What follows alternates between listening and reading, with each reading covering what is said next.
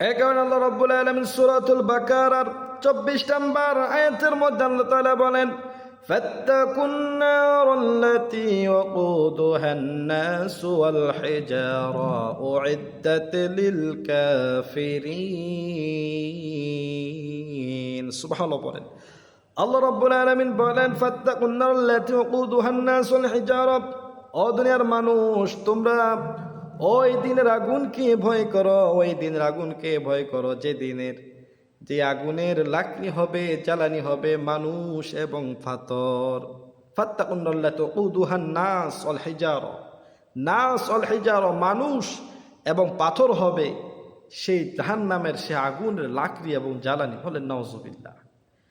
মানুষকে দিয়ে আগুনকে প্রজ্বলিত করা হবে, আগুনকে আরও এটার উত্তাপ এটার বাড়ানো হবে মানুষকে আগুনের মধ্যে দিয়ে। আমরা মানুষকে না, দুনিয়ার মধ্যে আমরা যখন আমরা প্রজ্বলিত করি তখন আমরা কি করি? আমরা ছোট ছোট লাকড়িগুলি দিই, অনেক জায়গায় আবার কেরোসিন তেল ঢেলে দেয়, তেল দিয়ে আগুনকে প্রজ্বলিত করে, পাতা দিয়ে প্রজ্বলিত করে। আর কালকে আমাদের ময়দানে জাহান্নামের আগুনকে প্রজ্বলিত করা হবে মানুষ দিয়ে।